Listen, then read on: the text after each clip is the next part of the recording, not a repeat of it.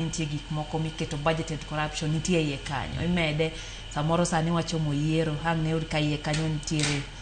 pes campaign moko mosoku moro bedo nade ka Lydia wachno en wach malich gimomiyo lich king'iyo budget mabiro sani ni ma warito mondo som kawuononi iyudo ka king'iye maber iyudo ka education oketnegi pesa mang'eny zaidi sama oketnegi pesa mang'eny no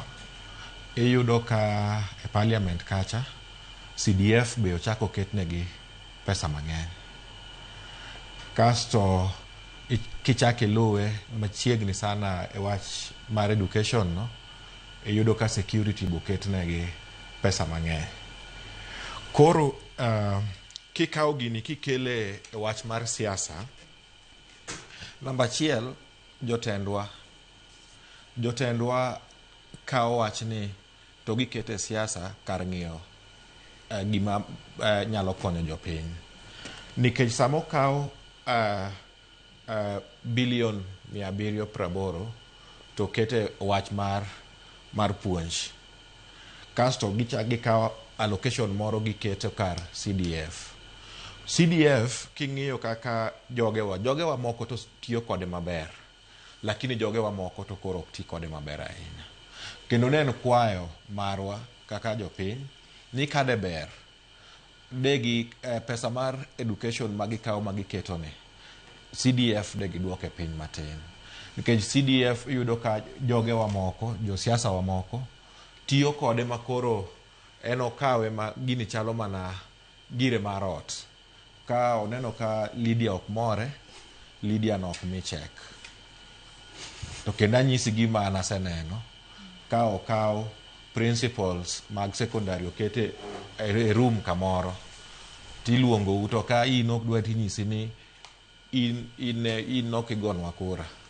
yes koro iyudo ka gini gikawo gini to gigogo jomochung' ne skunde ok ging'i nyithindo koro kawan joma bede adieri wakaw pesa mang'eny to wakete education kaka okete ni to CDF obed mar development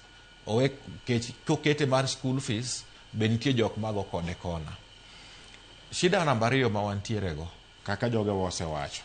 en administration of the funds pesa mwayudogi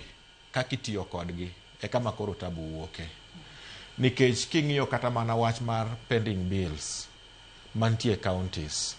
en gima dhi malo tiyudo ka chairman Mr. Uko osebedo ka golo reports en report moketo e paper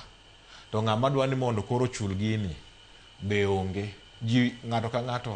ka ng'ato luor koro king'iyo kaka sirikal gitemo mondo gibridge gini obedo matek nikech administration ok ber king'iyo pinje mamoko ing'eni ber ka samoro ka ugoru e ot to ber ka ung'iyo ka jirani ni ka jirani to chal nade ng'eni samoro diere moko ng'eni wan dala kocha ne wamor ka wamadho strong tea the word tea nying chai no ne wach malich ahinya koro nwawuoni wan ma wan malo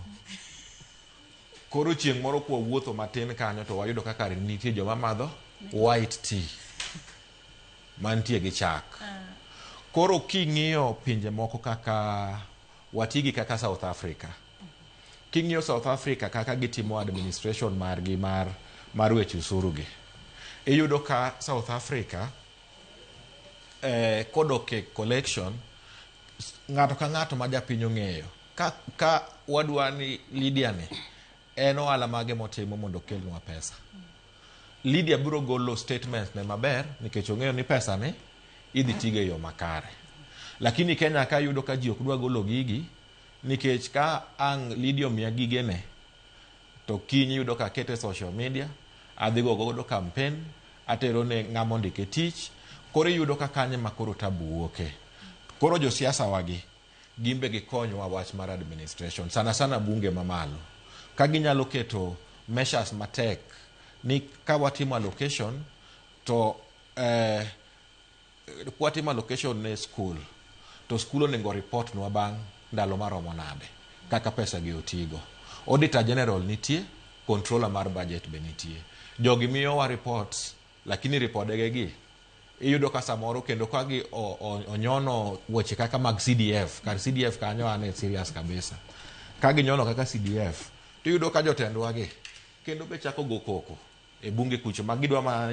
control of budget ni mondo gwe oko. Auditor General ni ok ti maber. Koro ok wanyal timo gik moko ni moro jo siasa. Watimo gima moro jo piny kendo ma moro ng'ata ng'ata man